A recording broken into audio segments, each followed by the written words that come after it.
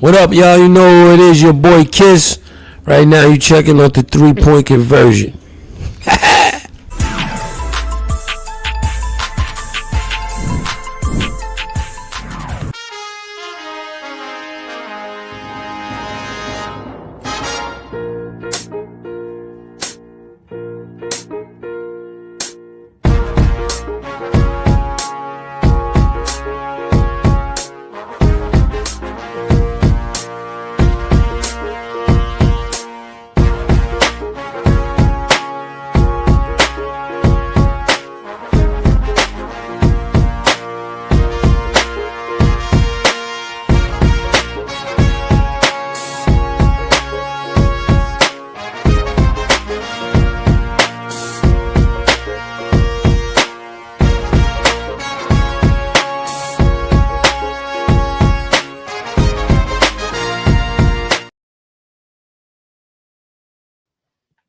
What up? What up? What up? It's your man, Mr. Controversy. You miss me? Yo, look who we got back. My dog, Mace. What up, Mace? Hey, baby. One game away, baby. One game away. Yeah. One game away, baby. Yeah, man. I'm finally over. Thank God, bro. That Mace, that hurt. It was sick. I was sick. I Hey, stared at man. that TV for like it was a screensaver, dog. For 3 hours, I stayed in that same spot. And it wasn't devastation. It wasn't. It was just like we were there. We were there, man. Ah, What up, Marlon? When he threw that touchdown, and then we stopped the Rams, and the first time in overtime we were driving, I was like, oh, yeah, we got him. It was a wrap. But your boy DJ Moore, man, I don't know what y'all paid him, dog, but I don't know what y'all paid him. And nephew, man, I'm happy for nephew now, but hey, man, I'm about to put a bounty on nephew, dog. man, nephew should have had three of them things, man. Actually should have had four. Yeah, he missed one. Yeah, He he should missed have had one. four. He could have ended the game, and then everybody, the referees apologized to Kobe and Sean McVay after the game. They were like, "Dude, we blatantly missed it because everybody was following Caleb." And it's so funny because I was like, Kobe, like, how did why when you like, man, he was posting me up and he pushed me, blatantly pushed me. But the No, he refs, ain't, dog. yeah, the refs can't apologize. The refs say, dude, we totally missed it. It should have been offensive pass interference, everybody. So, No, but I'm no, just telling you what the refs told McVay and Kobe that they missed the call. So I do don't with that believe what y'all want, everybody. because I know you don't listen. I know you don't listen to the show, but on the referee up there was like, no, he ain't pushing. It was clearly they was both fighting for position. You able to fight for position. If he got his hands Yeah. on you, Yeah, either or. That play. When you saw that, what were you thinking though? When you saw that play, like what were I you just like? couldn't believe he was able to get the ball off. Yeah, and throw it. That's what was crazy. I didn't believe, and it's so crazy because I was able to talk to Kobe and Cam, and Cam was just like, because Cam should have been deep. Cam should have been over the top of it because he's a safety, so he got to be deeper than the deepest man. He said Cam was like when he saw Caleb like start going, he reversed his field. He just stopped. He was like, man, ain't no way he gonna get the ball back here. So he Right. stopped, and then he said they looked up and they're like, bro, how he get the ball back here? How he That get was the ball? They gave him his utmost props. They were like, man, the dude is a problem. But they knew coming into the game, and like I said, it's just so crazy. They knew they were gonna have opportunities to pick him off because they were just like it's little things that he do that he just telegraphed where the ball going. So that's why they were able to get their hands on so many of them. And like I say, they probably should have had 6 picks. yeah. They should have had 6. If you throw so hard, you're not gonna. It's like Elway. Elway, it was picks that Elway didn't get through. That they didn't get on Elway because he throw so hard. He Yeah. has so much velocity. Y'all Like learn that. how to lay the ball, especially Yeah. out there. Kobe just talked about how cold it was. He was like, man, it was so cold out there, man. Yeah, I'm bro. ready to go. Like they were ready to go. But man, we gonna get into this show, man. I want to first, like I said, we got a great show lineup for you, man. We having fun today. Of course, we got to talk about this coaching carousel. It just keeps getting crazier and crazier. Yeah. And we got to hit on that. Then we got a special guest, you all, man. We got The one of guy. my mentors, the guy, The guy. the one and only, the Orlando Ledbetter from The the guy. 80s. Hall of Famer. Hall of Famer. Hall of Famer. Better And know. he's gonna come in. You know he went viral. Yeah. With his tweet, and Baker Mayfield, responded, whatever. So Good old Twitter fingers, baby. Good yeah, old yeah. Twitter So, fingers. so we gotta get on that. So we're gonna talk to him about Falcons and everything. Also, man, we gotta talk NBA. So we haven't been on here since the trade happened, but as far as together. But now that the trade has happened, we got some questions about the Hawks and what's going to happen. They've been on the losing streak, so we're gonna see what happens with that. But we got some questions, around the team, surrounding the team, even the coach, maybe. Yeah. Then we got to talk NFL playoffs, man. That guy. Championship week, baby. Championship week. I ain't gonna lie. I'm rooting. I'm rooting for the Rams. I'm rooting for nephews. First of all, because nephew on there. But then you want the team that beat you to win. You know what I'm saying? Yeah. Yeah. You always want that. But Yeah. hey, then we got quick hits. Stop it. So please, and the question of the night. So please let your family and friends know to listen to the show and look at the show live on the 3 Point Conversion Facebook page and also on the 3 Point Conversion YouTube channel. All right, man. It's time to get to these quick hits. We're gonna run right through them quickly too. Let's get it.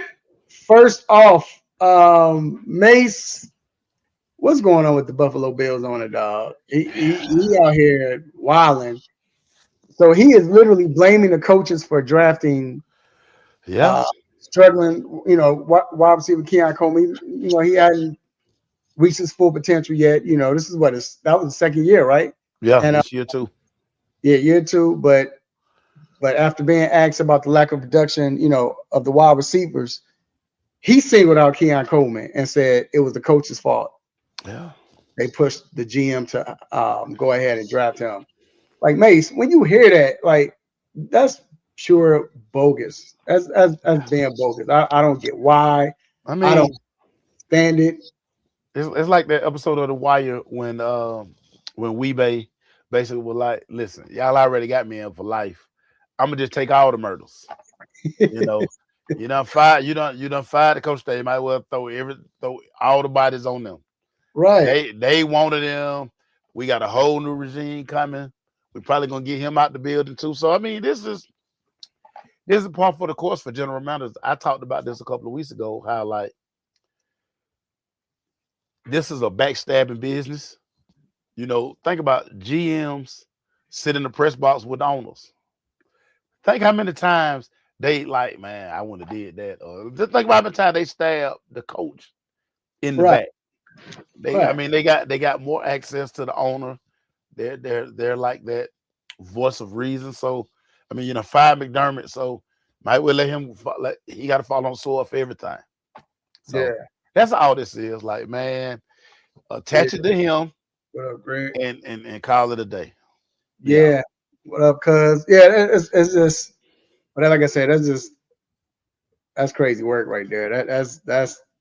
I mean, it happens. It happens all the time. But my thing is not even blaming the coaches. That's wrong. But Mace, why would you single him out? They didn't ask about Keon. They asked about the wide receivers, and he just said, "Yeah, I played him." That's like, come on, man. Because they want you to know, hey, wasn't my pick. They wanted them. I got a pick. They got a pick. So quickly, that was their pick. So let me ask you, what do you think? How you think Keon is feeling at this point? Like, I mean, dog, look how he played. Like, he should be ashamed of how he played.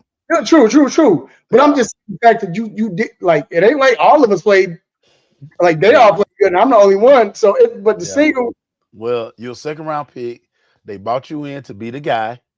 We got to go get McCole Hartman. We got to bring Brandon Cooks off the street. You very immature. This thing just not working for you. So yeah, man, listen. results-based business. Right. If you're not performing, no, they're gonna throw you under the bus. They do it every day. I think that's worse than saying when Woody, what's the owner for the Jets, when he said, now we're not blaming Glenn. It's because Justin Fields is playing hope, like he caught him out. That's But anyway, moving on. The New York Yankees have agreed to sign outfielder Cody Bellinger to a 5-year deal worth $162 million on them things. Do you like this move? I mean, it's the Yankees being the Yankees. The Yankees stockpile talent. They got they money ain't a thing to the Yankees, so they just thought another guy that they just bring in. It's a name. It looks good in pinstripes. It's just the Yankees being the Yankees. You think they got a little jealous, like, at Dodgers, because what the Dodgers doing? Because this is what the Yankees used to do. Yankees know what the Dodgers doing. But the Dodgers winning. Yeah, I was gonna say they are Yankeeing them. So yeah.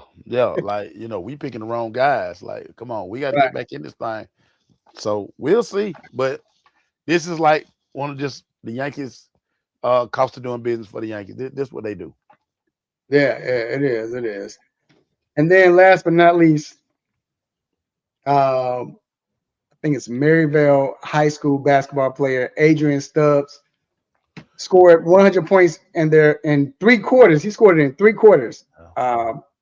70 points in the first half against, I think it was ICDU College. No, it wasn't them. Was it? It was something. Romeo playing point guard. Yeah.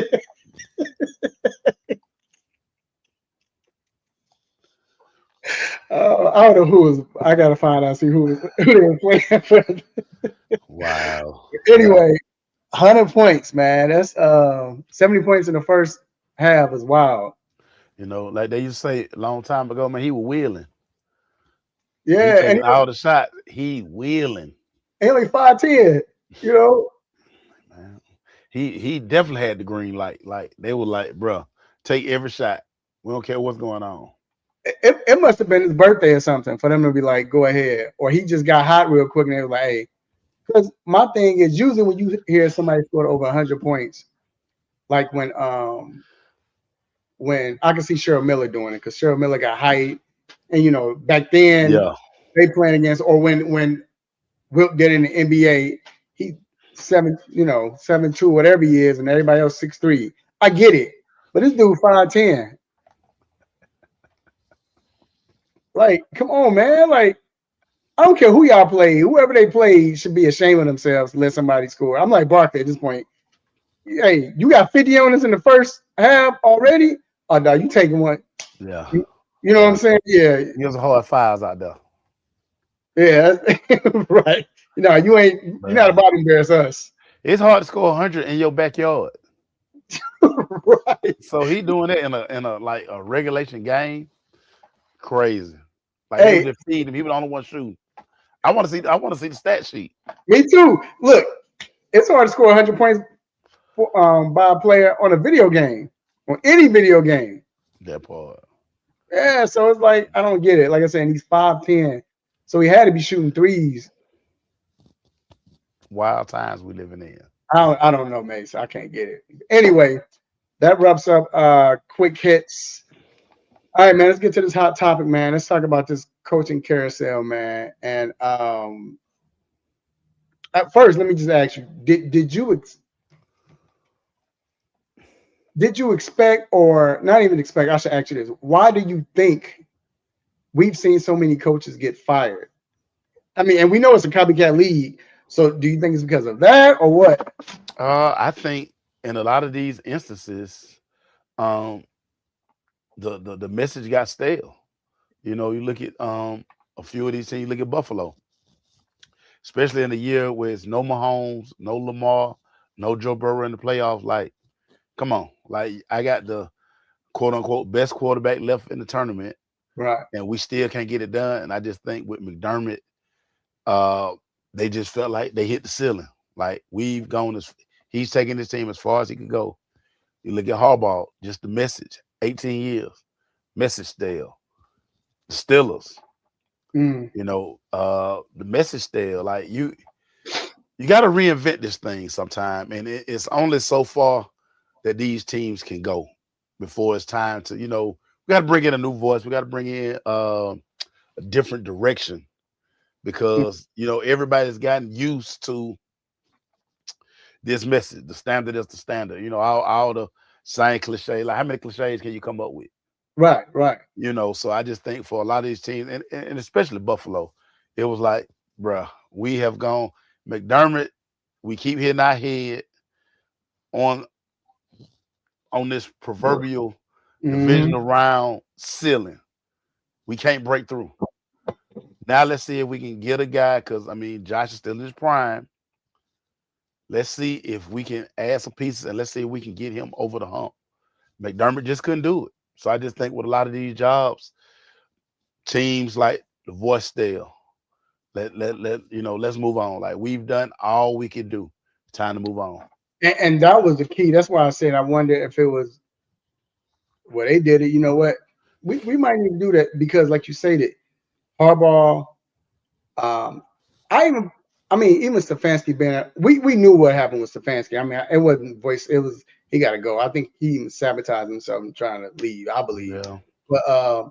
But you look at Harbaugh now. People want to say that they think that they let Tomlin just step down because they let him. Bless you. Where they put it like this, they said we're not gonna fire and embarrass you. We're gonna let you step down. But some player came. I forgot which player it was. Said that Harbaugh hinted that not Harbaugh, but Tomlin hinted that he was going to step down the year before. Said it might be his last period. So, but then we see McDermott. Been there for a while. Like you stated, they've been there for so long. It's like it's stale. It's time to move on. We saw the other teams that who fired their coaches. I get like Ryle was quick. McDaniels needed to go. You see all of that, but 10 coaches. Yeah. 1/3 of the NFL have a new coach next year. Yeah, and my thing is, I believe that they messed up because I think certain teams messed up or certain coaches messed up. I ain't gonna say messed up, but I wonder if they're kicking themselves in the foot because you look at Harbaugh. Harbaugh signed with the Giants. Great place to go. But if he had waited maybe 2 more days, do you think he would have chose Buffalo? I mean, he couldn't wait. Do you think Stefanski would have chose Buffalo? They couldn't wait. Nah, they couldn't wait because like I got a bird in the hand, a 2 in the bush. Like they giving me, I had this list of demands. They gave me these demands. They met my demands.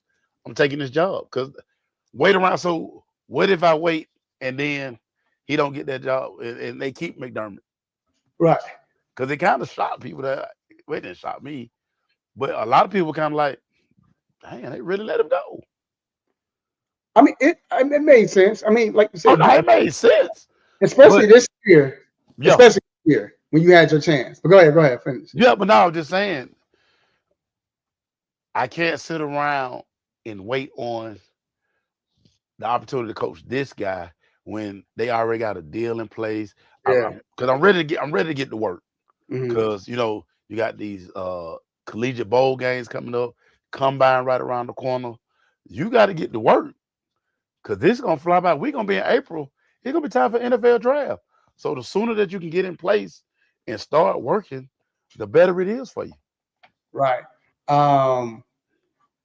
It just broke out. I know Vince wanted to say something about it, but I saw it. I was waiting to say something about it. But Brian Flores, he went in for like a face-to-face interview with Pittsburgh. Right. But he got reported that he's going back to Minnesota to be the defensive head coach. Yeah. Interesting. Even with and even saying that, you look at, which I think was probably one of the best moves, top 3 moves already, was McDaniels going to the Chargers. Yeah. when he had a chance to go to Cleveland, and he was like, "No, I'm good. Let me do this instead." Which maybe it makes sense because you got an opportunity to you think about it, you got an opportunity to make the quarterback that we all wanted, or we all thought, or most people thought could be the best quarterback in the NFL. Yeah. You know, that offense could go great. And now you got the minds with him and Harbaugh. And then, they excel. Chargers excel. Next thing you know, Mike McDaniel's the hottest commodity out there. And you don't think these guys think about that? Uh-huh. Yeah. I mean, they look at like, who gives me the best chance to update my resume? Right. So yeah. What are you saying? Yeah. And I think my thing with that though is who else now with all of these, you still got all these vacancies. Who else you got out there that looks good? Like, because to me, I feel like the best job is Pittsburgh. Not because of the personnel, Yeah. but because you're gonna have a job for a while. You're gonna have a job for a while, but again, in this era, who is your quarterback? Like that's the most important thing with all of these jobs. Who is your quarterback? Because if you don't get that position right, now you cook. Mm-hmm. It don't matter your X's and O's, your scheme, your how you come in and you get the blood flowing for the team. If your quarterback suck, you're probably not gonna be a good football team. You come and go with your quarterback. No, you're not. And to Av's point, I thought Flores was the perfect coach for Steelers too. I'm with you, Av. I thought he was because think about what they always want. That's why I can't see. It's hard for me to see an offensive coordinator go. They might change. It's 2020. But that's why I think they're gonna change. They've had 4 defensive coaches. 3. Chuck Knowles, was he a defensive coach? That's 3. Yeah, him. Coward, and then Tomlin. So yeah. this 4th coach, we've had 3 defensive coaches. Right. Time to change it. Like we've done the same thing again. What they say, insanity is doing the same thing over and over again, expecting a different result. Mm-hmm. Definition of insanity. So it's time to maybe hire somebody on the other side of the ball who can finally get them a quarterback because they don't have a quarterback. Now, and that's why their job is not attractive. But the thing about Pittsburgh is the offensive coordinator can't be just a brainiac and that's it. You have to have willpower. You have to be stern. You have to command a team. Like, to me, Ben Johnson would have been perfect in thank God we got him. But it would have been perfect with Pittsburgh. Like, because they still want that type of coach. Yeah, but they've done that forever, and look where they got them. But I'm saying you get an offensive coordinator with that who could, See, for me, I keep saying this. Which team is going to take a young up and coming guy? Like when the Rams took a bet on McVay. Who gonna go identify the next dude and let them build it? Like, all these retreads, like that's why you keep getting the same result. Give a guy a job who's never been a head coach. Fresh ideas, fresh eyes. He gonna look at it a different way. Mm-hmm. So I'm just like that model work, and McVay probably got one of the best trees out there. Yep. They stay plucking people out. McVay not even 40 yet. That joker been coaching since he was. So you sitting there like, which team is gonna say, okay, let me identify the next hot up and coming OC. Let me make him the head coach and let him just run with it. And I think that's what Pittsburgh should do because that's what Pittsburgh that's what they've always done is it's been defensive, but they always get the best young. Yeah. Come on, they got Noah when he was young. They got Power when he was young. He was like what 36 when he first came, 30 something like that, 38, 39. Yeah. Then they got a Tomlin at what 36 or 35. Yeah, something like that. Yeah. But like you said, go offensive. I agree. So what other spots do you find attractive now? So right now with Pittsburgh, Buffalo, Baltimore, Cleveland, Arizona. Which? I mean, you have to say Buffalo just because you get to coach Josh Allen. Yeah. You got that piece. Like I ain't got to worry about that.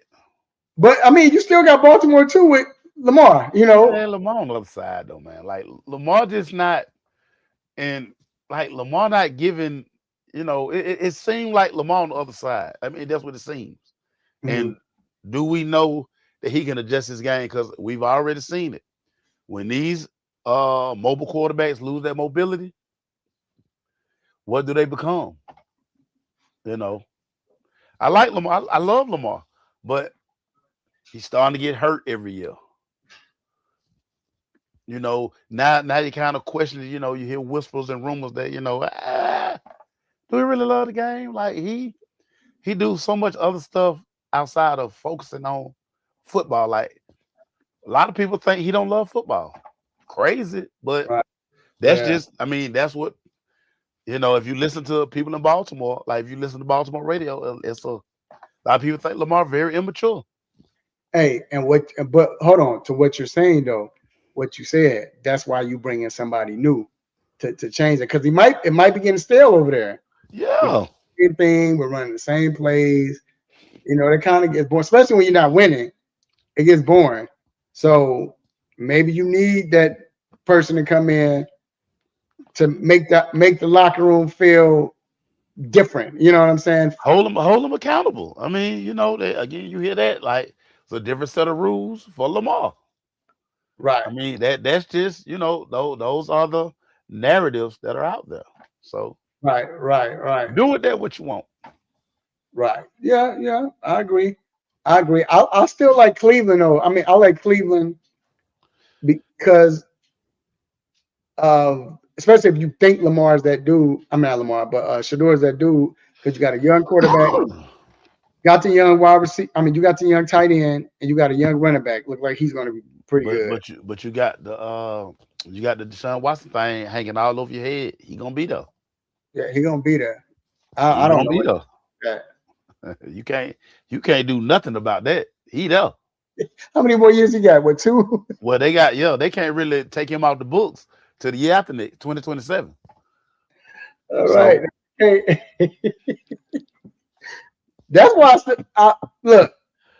I can't ask him this. Of course, I can't ask him in the press conference or whatever. But I really believe that Stefanski was like, "Yo, let me sabotage myself." I don't even think it's about Shador. I think he was sabotaging himself to get out of Cleveland. I don't think he was. I don't think he was, because I mean, if you listen to everybody in Cleveland, I mean, they didn't want him to go. But I think he just looked at, man, okay, they're trying to blame me for all this stuff. I didn't want Deshaun. Okay, yeah, I picked Gabriel. That didn't work. Yeah, they took Shador, so I got to coach up a guy that everybody like. I'm getting asked constantly about a 5th round guy. So he probably was like, man, listen. That's what I think he said. If I go. Because Mace, think about it. Look at the first half of the season, and then you watch when it got worse, because already maybe it might work with Flacco. He might give me some magic. It didn't work. Now you start Gabriel. That didn't work. Now you got, they traded or cut Kenny Pickett, right? Well, they traded him. Traded him. Yeah. So they traded him, which he probably didn't want Kenny Pickett.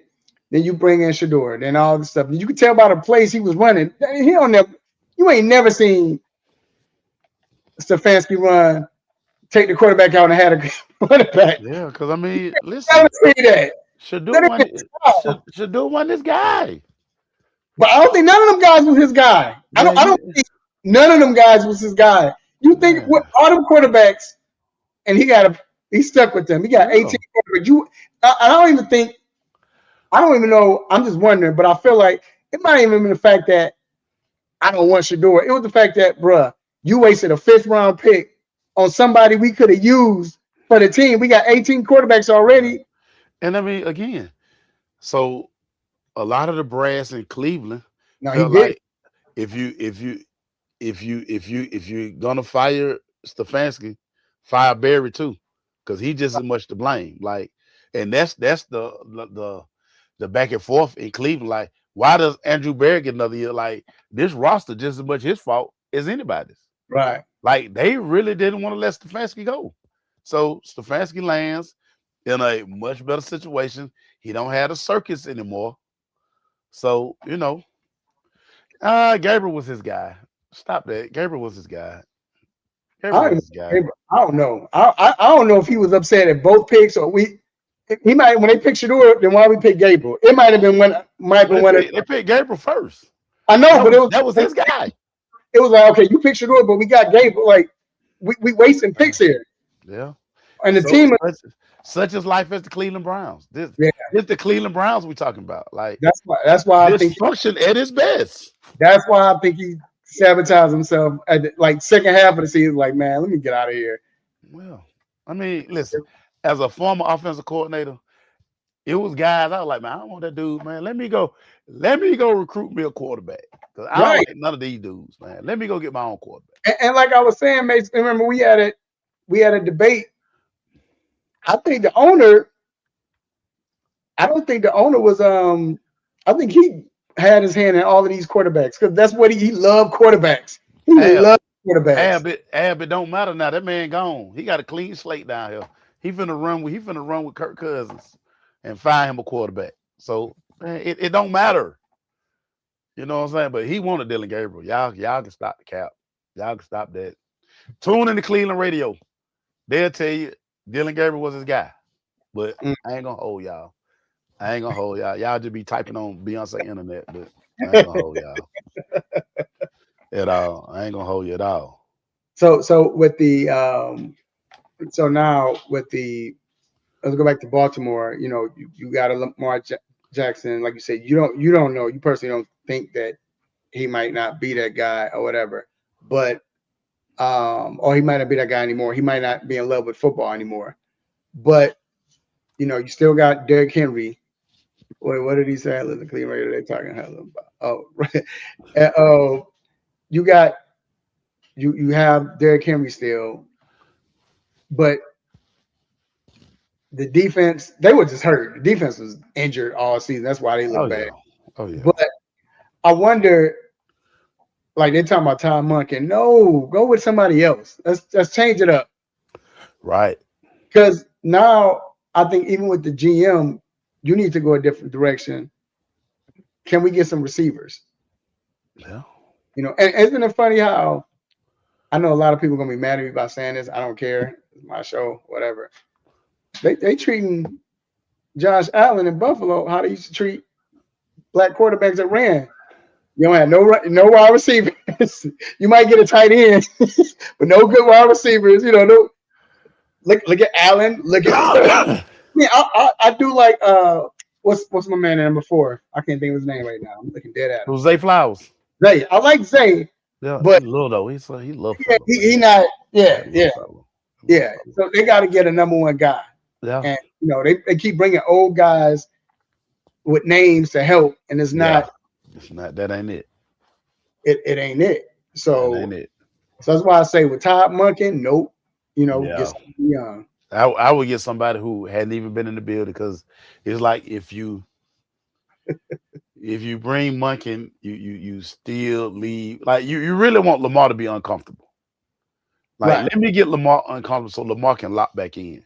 Right. Because if you hire Monken, it's gonna be the same Lamar. Because Lamar gonna over there and tell Monken, hey, that's what I want to do. Nah, bro, we ain't doing that. Nah. So bring in a young upbeat guy. Bring like all these things. Get some let's start recycling these guys. Like there's some guys who ready, but we don't know they ready because y'all won't hire them.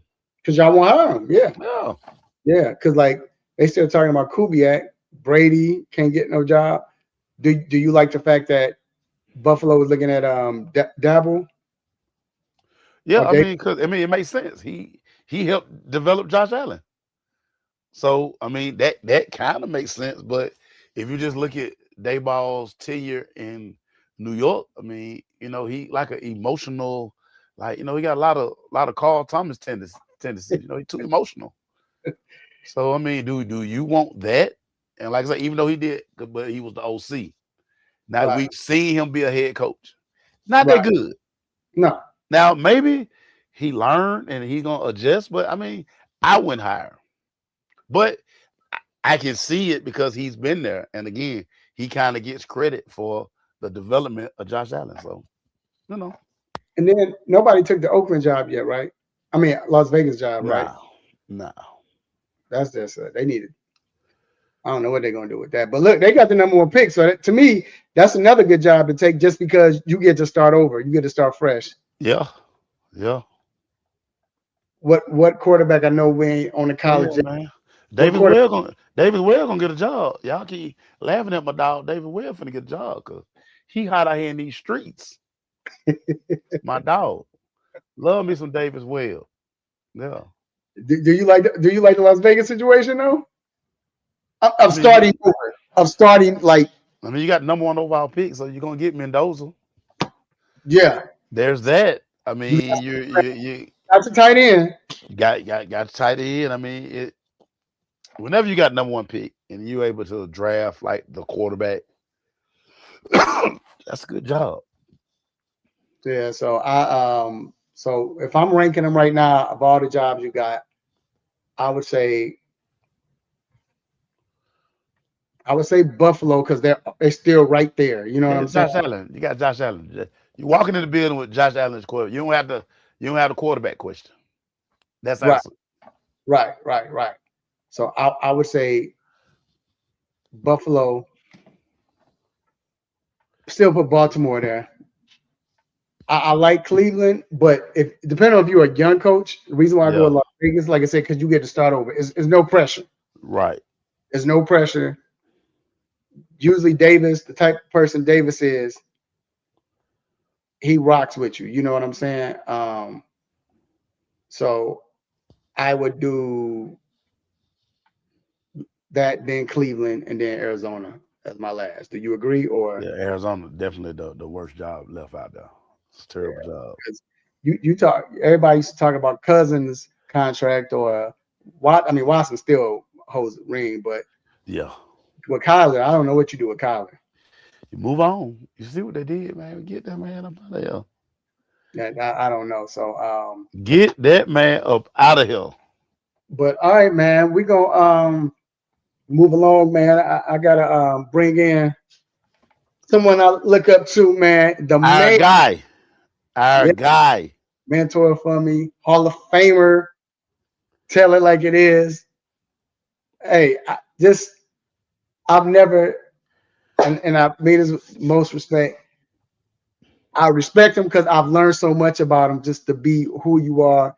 I just never just been somewhere and when he started talking and just being candid, I'm kind of cringing, but he's standing on it, but it makes sense. It's the truth. Learned a lot, man. I got to bring in the one and only from the AJC, Mr. D. Orlando Ledbetter. What's going on, sir? Hey, not too much, guys. Thanks for having me on the show tonight. Appreciate the opportunity. No, thank you for being here, man. Always glad to have a Hall of Famer. Hey, we got to start off first. You already know the tweet. Tweeted out. I wonder if you expected to get that response from anybody, especially like a Baker Mayfield, for him to say what he said. And really, it was really going at Stefanski still, which we saw. But they talking about on all the major networks, 4-letter networks, First Day, all of this good stuff, whatever. Did you expect all of that? And then I want to ask you, what was your intentions of that tweet, though? Because I think a lot of people, because Baker took over it and said what he said, I think people missed everything you was trying to say.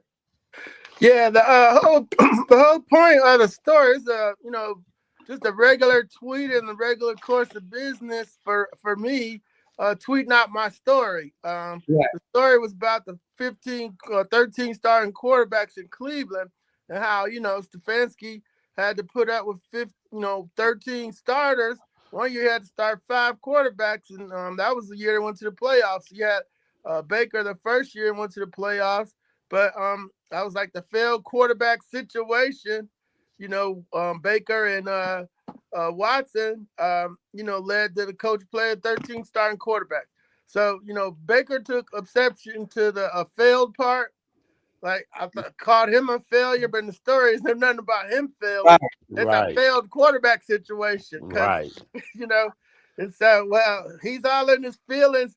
Then going at Stefanski, people started calling me, tweet me, Mary Kay and Shereen Williams, Rick Stroud called. He's like, yeah, Baker probably having a couple coronas over there. And I'm like, he ain't supposed to even be on Twitter right now. He's supposed to be in Cancun somewhere. So then it just went up, and I saw Get Up, and I saw some of the shows. Everybody started calling and stuff. Right.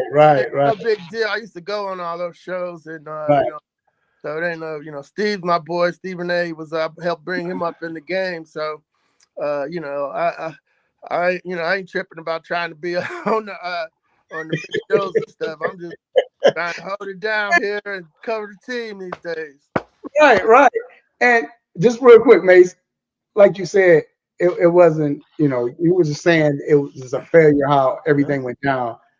But it was like you threw Baker underhand, just straight, slow, 20-mile-per-hour ball because he was ready to get at Stefanski.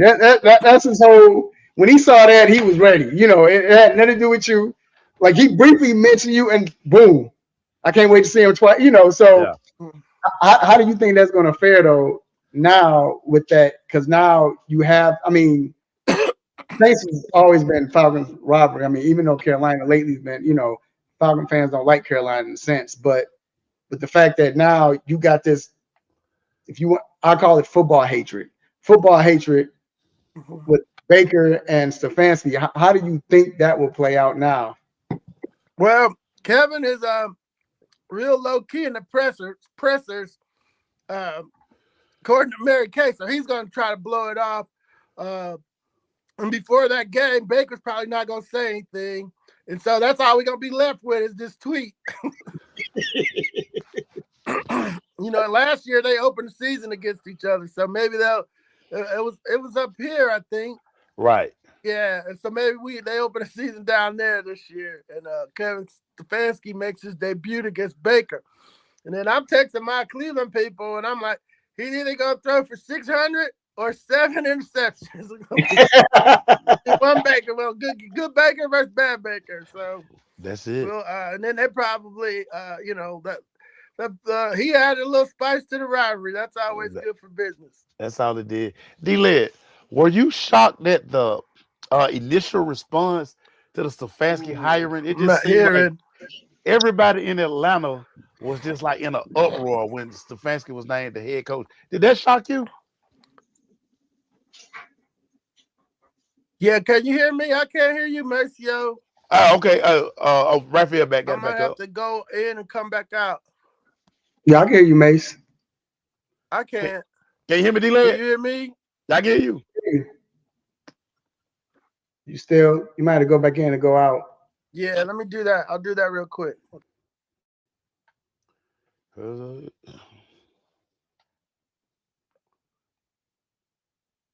All right, I'm trying to make sure it ain't me. Can you hear me? Yeah, I can hear you. Can you hear me? He'll come back. Yeah, we're gonna wait for him to come back. But that's wild though, man.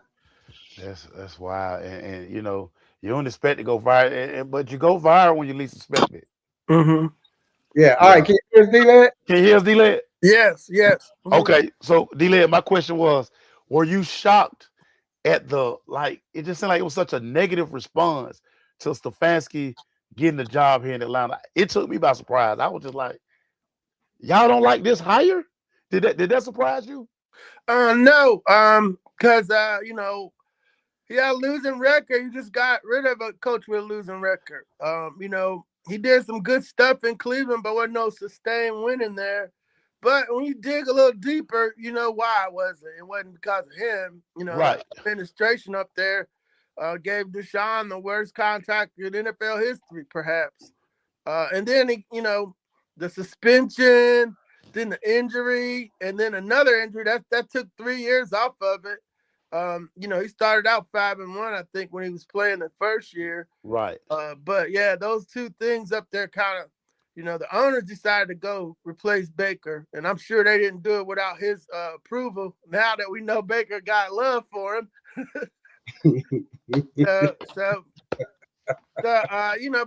but the only good thing, the good thing is that most fans can go just on what they can Google and find out real quick. Right. But knowing that Matt did the 9 interviews and reportedly Bill Musgrave was a big part of that. He was Ryan's quarterback coach from 08 to 10, the first 3 seasons. 08, 9, 10, yeah. And then he goes to Minnesota, and he's the offensive coordinator for 3 years, and he's training Stefanski. Right. So that way, that football vision is kind of synced in the same roots with Falcons, what Matt Ryan played here under Mike Smith, Malarkey, and Musgrave. So we're going back to that power football. We'll see if they get a fullback. I don't know, because the Tommy Rees guy is a college guy, and he's a college play caller at Notre Dame in Alabama. He's only called 7 games in the NFL. One of my Cleveland people texted me and said, I don't know what Stefanski's fascination is with Rees. So people were fussing about Zach Robinson, and they kind of replaced him with another Zach Robinson. So, oh, Lord. let's see how that goes for the offense. Well, hopefully Stefanski's the one calling the plays anyway. So, we'll see if that happens. But I want to ask you, who was the his name just slipped out my mouth on my head. The guy, the GM for Atlanta when Quinn was here. Thomas Dimitroff. Yeah. So we talked to Dimitroff in LA doing Radio Row and the Super Bowl.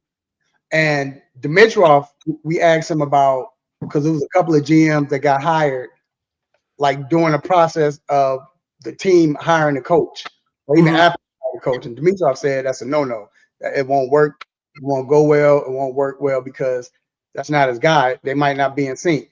So I'm going to ask you, do you think the fact that they hired Stefanski without even hiring their GM, and we know Matt Ryan is, that's his boy, and like you stated and everything, but do you think that could be a problem moving forward? Yeah, no doubt, because what they're doing is kind of a shotgun wedding like they did with Terry and Arthur, putting 2 people in a room that never work together and then telling them, hey, y'all have one shared vision. So they're doing that already with the coach and defensive coordinator, who he don't know from Adam. And, maybe in the coaching circles or not, it's like, hey, you can have a job, but you got Jeff. Okay, so that's one forced marriage. And now you get ready to bring in a GM from some other team that, and they got to have a shared vision on how to acquire the talent. So it's a structure that's it's probably maybe works in business. Mr. Blank's a businessman. But in Green Bay, they have a president, they have a GM, and in Philly, they have a president, they have a GM, and he hires a coach. I think Howie even picks the 53-man roster for the Eagles. So your power is centralized. There's no disagreements. And it's what they won a couple Super Bowls doing it that way. Right. Now they got some stuff to fix moving forward. But Green Bay, that's been their model since Ron Wood, with a minor alteration. Now I think LaFleur gets to report to the president directly. But still, the power is centralized in one person on the talent acquisition, because it's only talent acquisition coaches. I don't need my coaches out scouting. They could tell the scouts what they need, but the scouts need to be out scouting. The coaches need to be coaching. Right. All right, D-Led. Without a first-round draft pick here in Atlanta, this upcoming draft, what are the immediate needs for this Falcon team? Yeah, cornerback, tight end, and running back. So, and then maybe offensive lineman, because Bill Callahan's coming in, and you got 3 or 5 that could pass the big lineman test. Might have to look at a guard and a center, too. So, Those are the main areas. You know, you started into the season with C.J. Henderson at cornerback. Yeah. Tyler Algier is going to go in free agency. And then, you know, you got to figure out what's up with Kyle Pitts. You know, do you want to pay the franchise tag? Or are you going to work out a deal? And what's that deal going to look like? And you don't have any money. So those are the key things, you know, moving forward. Caden Ellis, what are you going to do with him? But, yeah, those are the areas. Definitely got to shoot up cornerback. That would be my priority. And I got to find a running back, which you can find in the 4th or 5th, you know, Right. picks for that. And then, you know, tight end, you might have to go high on that if you want to pass catching tight end, just in case, you know, even if you keep Kyle for a year, you got to start getting him ready for the next year. I just got to ask one more question, D-Lay. And we talked about this, you know, off of here, like when we were at Flowery Branch. I'm from, and I'll phrase it like this. I come from Chicago. I live in Chicago. Chicago is a sports town, right? You got sports town, St. Louis, Philly. You got different sports towns, New York, all of those, right? I don't really signify Atlanta as a sports town like that, you know. But I say that because it's a lot of fans here, and I want to give you the floor so you can say what you need to say. A lot of fans always say, well, D-Led hates the Falcons. He hates the team. He don't like them. And all of that. I'm going to give you the floor. Because I know we talked about it. I know what it is, but I want to give you the floor. When people say that, what is your response to that? Yeah, those are the people that don't know what we're supposed to be doing. You know, they think you're supposed to be a cheerleader for the home team. You know, like Ryan Cameron, you know, he grew up here, went to high school around the corner. He's a Falcon fan. So, you know, he could cheer for the Falcons. I'm a journalist. I got to cover the story and tell y'all what happened. So when it's good stuff, I write the good stuff. When it's bad stuff, I'm a hater. And it's been a lot of bad stuff. So that's not me. That's what's been happening. Right. I gotta tell you the truth, you know. Hopefully they can get it turned around and do some good things. But yeah, when they're 14-2, nobody's calling me a hater because I'm writing good 14-2. So I had to tell the Mitrop that. I was like, well, y'all, you went 6-10. The 6-10 story is gonna be a little different than the 13-3 story. So that's my ground. I'm standing on business on that until they tell me to you know, stop telling the truth, and then I'll be, you know, time to leave. But that's where we're at. I don't mind it. You know, that's how I was trained in the business by John Clayton, Bob McGinn, Lynn Pasquarelli, all the old school journalists that brought me in and was under their wing and covering the Packers and Bengals and so forth and here. So they went way much harder than we going right now, boy. I remember the Steeler game when McCarver gave up the bomb to Tony Martin for San Diego to go to the Super Bowl, and McCarver's crying in the locker room. They had to carry him down the steps. And you know, I'm with Bill Livingston from the Plain Dealer. He just passed away. God rest his soul. And I'm like, I'm shook because I'm like, I gotta go talk to this guy. He's like, oh yeah, man, he's a showboat. He'll be fine. He'll be fine. And sure enough, McHire talked to all of us after he had his little hissy fit and was crying and stuff. But yeah, those guys went hard in the paint, and so I'm kind of last one of those, and I'm planning to keep on, you know, going hard in the paint, you know. Yeah, well, like I said, I learned from you, and the more I write, and the more I will teach writers. You know, I have the nonprofit where I'm helping young, inspiring journalists come in and be able to cover live events and things like that. So I'm teaching them, hey, you got to write the truth. You know, I mean, you don't be tasteless when you do it, but you got to write the truth. It's the truth. That's what I was brought up on. Watching you, I was nervous doing it. You know, we can talk about it. It's you know, but writing, I understand. But it's the truth, like you stated. And growing up in Chicago, that's all we saw. That's what it was. And we never, they hate. No, that's what it is. So I just wanted to give you that floor to say that and, you know, let people know what it is. So, but D-Lad, we always appreciate you coming on, man. Definitely got to get you back on. like always. And you have a great, wonderful evening, sir. All right. Well, thank you so much. Thanks for having me on. Appreciate you, my guy. All right. Make sure y'all take care. Yes, sir. Man, hey, that's my guy right there, A man. real one. A real one. And I like what he said, because I think in doing this and when we talk, like, it's facts over feelings. Yeah, You know, like, yeah, you feel some kind of way, but like, this is the story.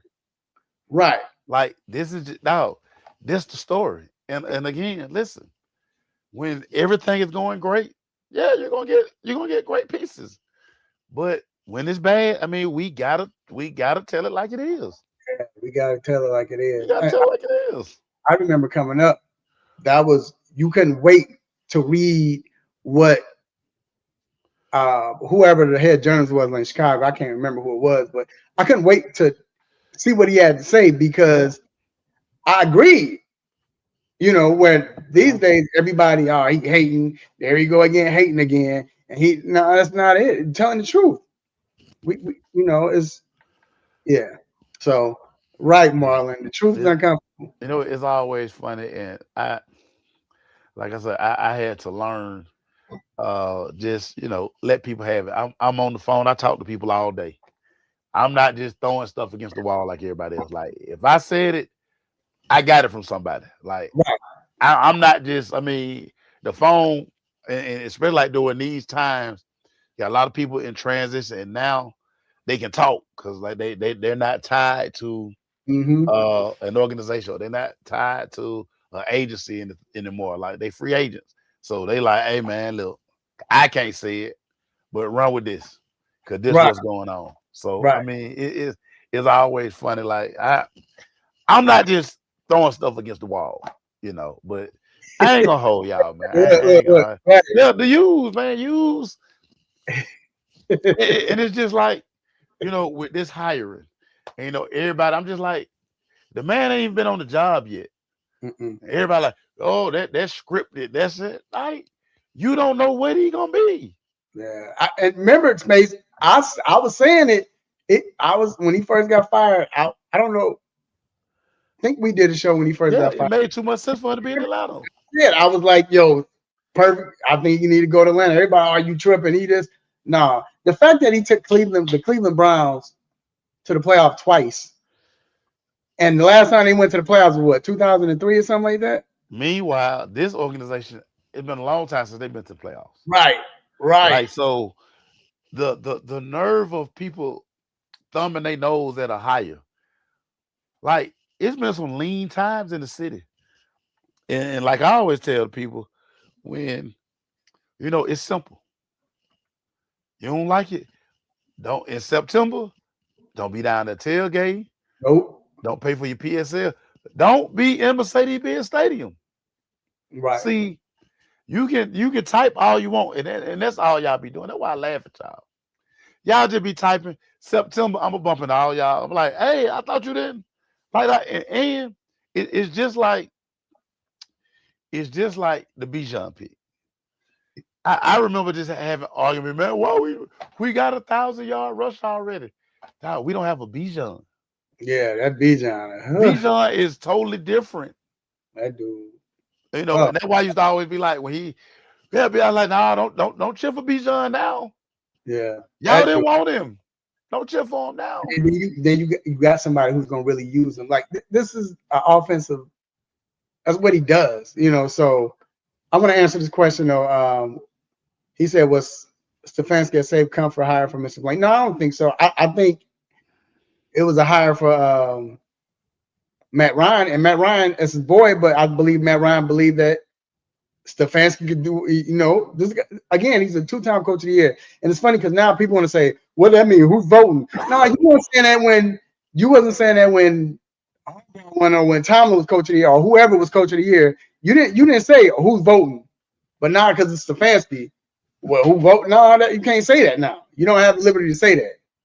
But I think every coach in the league right now, I don't think none of the coaches is coaching, maybe except Andy Reid, is a two-time hire. And I think Andy Reid is one.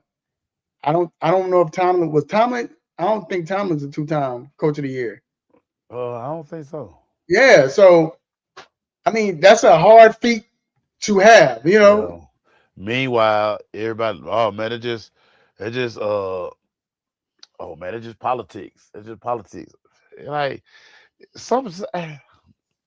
Yeah. sometimes people just type the dumbest. I say this all the time. You know, I always say this. This is the worst thing that happened to the world. Oh yeah, of course. This thing right here, because everybody, y'all don't know what the hell y'all be talking about. Y'all just be typing away. But whatever. But hey, and put a lot of y'all to sleep. I put to sleep on my page. I ain't got time to see it. I'll leave Falcons fans with this. If y'all watching, you look at all the other coaches in the league that's been successful. It's probably 75% of them. I'll say 60 at least, but probably 75% of the coaches that's been successful are still coaching or just got done with. You know, you look at the Tomlins who won Super Bowl, the Harbaughs, and I guarantee you, a lot of those teams and fan base said we don't want this guy. Oh yeah. With the Rams, I guarantee they was like, we don't want McVay. He's too young. Who is that? And so, hey, y'all good, man. Y'all just cool. You gotta let it play out. You gotta let it play out. Because you don't know. Like the man ain't even like he just got his name on the wall in Flower Branch today. Right. Like the man don't even have no team issue gear yet. Like he probably got it today. But like let it play out before y'all make these declarations. Yeah. Because again, in September, guess where y'all gonna be? Y'all did all that whining and complaining. You're gonna be inside Mercedes-Benz Stadium. Yep. I bet you won't quit your team. Like I quit my team. Stand on it. Yeah.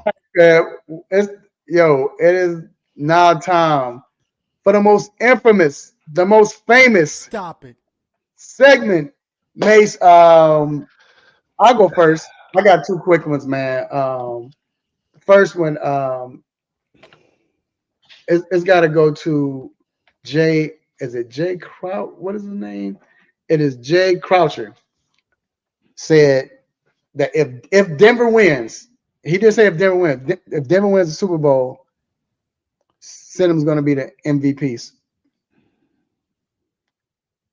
That's what he said. If Denver wins the Super Bowl, he didn't say if Stidham plays well. He just said he's going to be voted the MVP.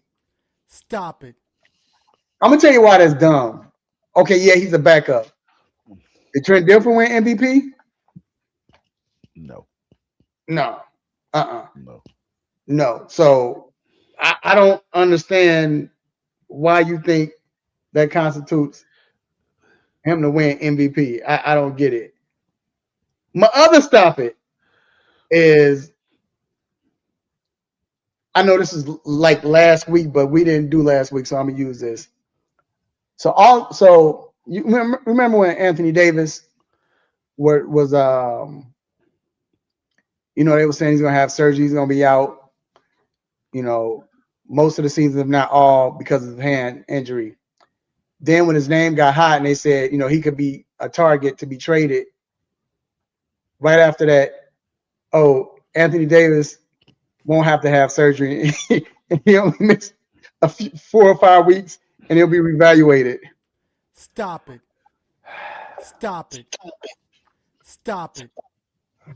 So he was ready to quit on Dallas. He was ready. He was done. Yeah. Soon as his name came up, he trade. I know. I ain't hurt. I'm back. Come on, dog. I'm up in this thing. Come on, man. I'm up in this thing. We get it, Anthony. We get it, AD. We already know what it is, dog. What you got, man? So my first stop it, Mario Cristobal. You left Polar True Freshman number 24, I can't think his name, on that island out there. And Indiana took his lunch. Coach, at some point you got to get the kid out the game, coach. Like, what are we doing, coach? Like, what are we doing? Had him. Mario Cristobal. This is a game you could have won, Mario. Every time they saw 24 lined up out there, they threw the ball out there. It wasn't even no thought process. Throw it to him. Hey, throw it to him. It was to the point where when they lined up, the other wide receivers was pointing like, yo, Wait. No, they was in the huddle trying to break her. No, I got him this time. I got him. I want to go over there. It's my turn. I want a back shoulder ball. I don't care. Even the running back, yo, line me out. Hey, yo, line me a wide running back. Stop it. Oh boy, that's funny. Oh, that's funny. That is funny. And then my last one. And really shouldn't be a stop it, but it's gonna be a stop it because we have finally got to this point with NIL. Duke Blue Devils, they're suing Mensa, the quarterback who came in. They gave him $5 million last year, jumping in the portal. Guys, you guys are signing contracts. Like, read the fine print. Yeah. Like, these people gave you $5 million. You riding around Duke in a Bentley. Come on, man. And you gonna jump back in the portal? Duke, like, no, bro. Right. No, bro. We gonna hold you to this contract. Now it's probably gonna get bought out. He gonna have to probably pay some money to get out of it. But why even go through all that? If y'all don't stop taking these people money. Yeah, that's all it is. Yeah. So Stop Mensa and all these kids, man, stop it. Again, I'm for y'all getting your paper. Right. Now these folks gave you $5 million. Honor your commitment. Honor it, dog. Whatever, man. Stop it. Here we go. Hey, yeah, I'm with you, man. All right. Ab said the Hawks GM for not getting. Yeah. I think he was trying to clear Stop stuff, it. but he still get to stop it. I think that's what he was trying to do, is clear cap or whatever. But yeah, so all right, man. Let's move on. Speaking of the Hawks, I'm glad you brought that up, Ab. With the Hawks, so the trade finally happened, as Ab mentioned. Yeah, happened. So they did get CJ. We talked about it when it happened. CJ and they got Crispin, or how do you say his name? I want to know. We kind of touched on this before, but I want to know: do y'all think, all of you use, as may say out there, do you think that Jalen can lead his team to be a NBA contender or a championship contender in the future? Not today, but in the future. Do you think he can be that? So he has all the tools. Athletic, can score at every level. He plays defense on other end. Our question for JJ is health. He has to find a way to stay healthy. Like, he come February, March, we don't see him no more. Right. So he's gonna have to be able to. I mean, if he wants to be the guy and he wants to take on the weight of the franchise, he has to find a way to stay on the floor. When you look at the guys who are the quote unquote superstars of the league, the guys who are carrying franchises, they on the floor every night. Mm-hmm. And for JJ, I mean, that's our thing.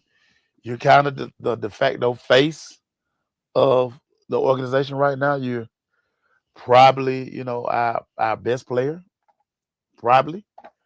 But Right. I mean, you got to stay healthy. Like, we don't know until he can play a full season. Yeah, and you're right, Mace. That's the big question: can he play a full season? So I'm like you. I like JJ. He plays defense. Yeah. He do everything on the floor you need him to do. And he even showed me a little something against who they play last. Milwaukee. Milwaukee. Yeah. He stepped up, brought him back. But I just wonder, does he have that battery pack, that it factor, or not even it factor? Does he have that dog in him? Yeah. And sometimes it takes a dog to get you to that contender, to be a contender. It's a lot of players in the NBA that's nice. Yeah. But when you think about the people we've seen, in the Eastern Conference Finals, the Western Conference Finals, they got that dog in them. Yeah. You know, Tyrese, you know, Jalen from Jalen Brunson. You know, you see those type of guys. He hadn't shown me that. Yeah. Yeah. And that's, I mean, you know what? But you know what, cuz I hear you, but to me, I don't even think it takes, it don't have to take that if you got that dog in you. Cause I hear you. But to me, I don't think Tyrese has a lot in his bag. Tyrese can shoot, he got handles, but I mean, you talking about a bag. I don't see that in Tyrese Halliburton, but he has that dog in him. Can you go get it? Yeah, that's what it is. Can you go get it? Can you have like them nights? You gotta, and to be the guy, you gotta have them often. Yep. Can you just light somebody up for 30? Can you go on one of them stretches where you 30, 35, 40, 50 one night? Like, Hey, can you go on a tear? Right. And I was gonna say one of the 30 points where you scored 12 or 14 in the fourth quarter. That's what we're talking about. Like, you know, we see these guys like you see Ant-Man do it. You see like a lot of these guys, they just like he on a heater. Right. So right. And that's my thing. So I mean, he has a chance to show it. I mean, but at the same time, we would have seen that. I don't care. Like, I don't know about y'all, but I've been calling him when Jalen Brunson was with Dallas. Like, yo, that dude is him. He got that dog in him. Did you noticing he started taking over games and be him and Luka, but it was 1-2 punch. But he going. So you saw it, and then of course he got to really unleash it when he got to New York. So that's what I'm saying. I hadn't seen it yet. Nah, Jalen. And like I said, I'm not calling him a bad player. He's a very good player. Great. I talked to Giannis, asked Giannis about him, and Giannis like, yo, I see greatness in him. But does he have that dog? And there's some great players that don't have that dog in them. And Hall of Famers, you know. And sometimes stats, look, like y'all used to say about Trey. Yeah, everybody want to say Trey got empty stats. That's what they want to say about Trey. Yeah. That's what they want to say about Trey. But y'all don't want to say this about Jalen? I mean, I don't know. And then the fact that, and now, again, I'm not blaming this on Jalen, but they've lost since they traded Trey. But going back to what Cuz said, they got to have the right coach and the right players around them too. That's the big. And I'm wondering if it was a good sign that they fought back against Milwaukee, but I'm wondering if Quinn is losing the locker room. That guy. Oh. Yeah, because that's what I'm talking about.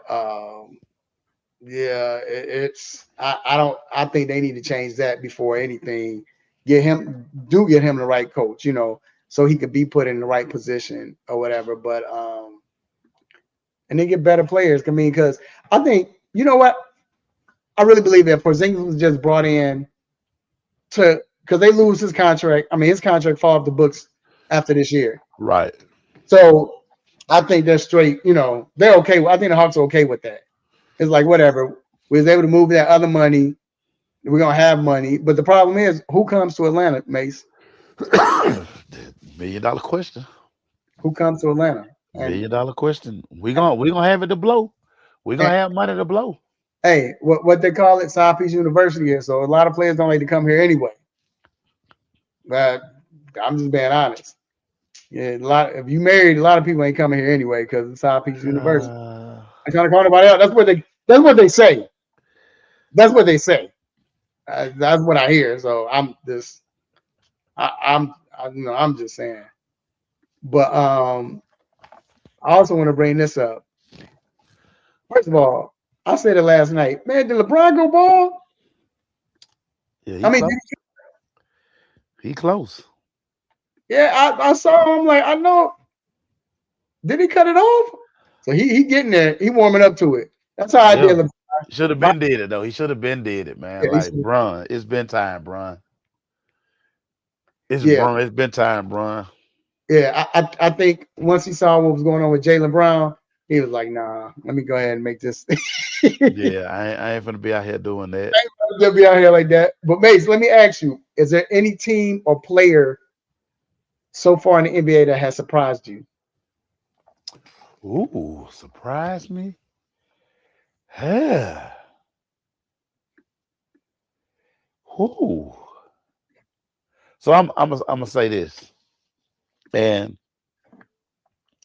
you kind of told me this when we kind of previewed the season, but like I'm looking at that Detroit squad, man. I'm just like, What? They surprised you?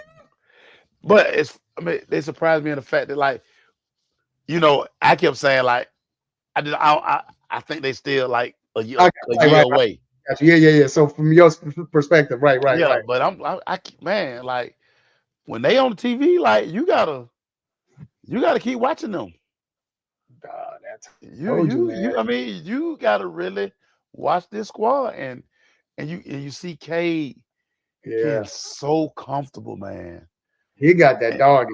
And you see his game just continue to expand, and it's kind of like Wemby. Mm-hmm. From the first time we saw Wemby to like today, and you just like he's nowhere through developing, and that's super scary. Right. That is super scary. That this dude, he out here crossing folk up, fall away three from the elbow, like that. What? I think that's been my biggest surprise. Like, cause mentioned Celtics. I don't know why, but I felt like Celtics was gonna come in, and I thought it was gonna be like how it happened. It was gonna start off slow, but then it was gonna get better. They was gonna adjust, and because Jalen is that guy, you know what I'm saying? They got to do like Jalen to do. So I knew that was gonna happen, and the pieces they picked up, I like how they got everybody playing it. Then my man can coach. So, but the Spurs on how quickly they took off. I thought it'd be next year just to be a contender, but they're already a contender right now. Yeah. I mean, Denver's playing well. Lakers beat them last night, but Denver's playing well without Joker. Houston's playing well too, and of course, but Castle, man, that team is that team nice. They're loaded. They're loaded. That team nice, dog. They're young, and then the fact that this is the only team that's beaten OKC twice. Right. Did it 3 times, I believe. But more, but they've beaten them each time because they had to beat them to go to the what's the name chip to play in the thing. In the whatever that thing, the cup. Right. But the way they've taken off so fast, it's like I didn't see that, man. And Wemby's game is like it's man. Wemby like that, dog. To watch him in person, it was just like you lying, like you lying, dog. Like Mojo, I know you lying. That's what it was. Lying. And so he was doing, man, and that dude's so comedy, man. That dude comedy. Ooh, Mojo. Shout out to Mojo, man. Shout out. I hope he's in San Francisco so we can get him, dog. Man, that dude, that is hilarious, man. Yeah, man. But unhand me. But yeah, that's who I got. Other than that, is it a player? Knuppel, dude from Charlotte. I didn't. You would be. I probably bet my house, man. But he's been balling. Like I didn't see that. I didn't see that. That's been a big surprise or whatever. But nobody ready to run LaMelo out of there. Get LaMelo out of here, man. I was gonna ask you, what do you think? Do you think if they let LaMelo go and trade LaMelo, like where would he? So I had this shout out to Danny Thompson. We had this debate about that, and I was saying Melo would have to go somewhere with a veteran coach and a veteran point guard or guard there. Yeah. To be able to talk to him. talk his language so he can understand. Hey, take that freestyle out of his game. He freestyle too much. Yeah, because he's so talented, man. Oh, he's stupid. He's stupid talented. I told him, like, you think everywhere he's been, it's like the Caleb Williams syndrome. Caleb Williams was always coached to his talent, whatever he wanted to do, because he could do it, until he got with Ben Johnson. Ben Johnson started saying, only 1 year, and starts saying, hey, you got to do it this way. We gotta do it this way. This, but other than that, like, I mean, I ain't saying mama fine, but I'm saying, like, LaMelo was like the little boy with all the talent and his mama fine coming up in football or whatever. The coach ain't gonna tell him no. He's gonna start every game, and that's what it is. Facts.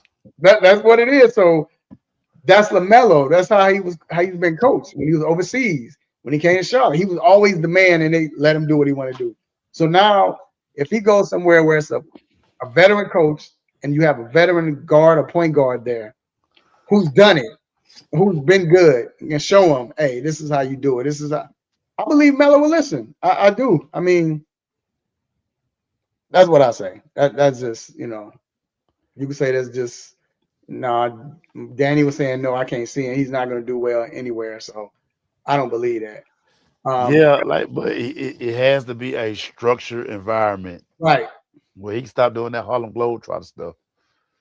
Right, he be out there wild. Like some of the shots he take, you just be like, "Bruh, really?" Yeah. Like, when I hate to do that, get off my lawn, but you know how it was back in our day. He do some stuff like that. Coach, come here, sit by me. As soon as he hear that horn for him. And like, just start walking. I know it's for me. Hey, yeah. You sit down. Sit right. Remember how what's his name did? Allen Iverson, Coach Brown. Sit right by me. Allen over there, mad pouting. Up. Sit right here with me. Sit right here. Don't go down there. Right here. Yeah, so I can cut you out these next few possessions. Yeah, like, what is this? Come on, dog. We ain't doing this. I don't know who. But that was a lot. That was a lot. You talking about? We don't want to hear that. Now, it's sports, Justin. We talking sports. But yeah, so that's what it is, man. So look, we're gonna take a quick break, bro. And we're gonna be back. Damn, that's tough right there. We'll be right. Shout out to Dr. Solomon. Yeah, it's tough, but we sports, man. So, but we'll be right back.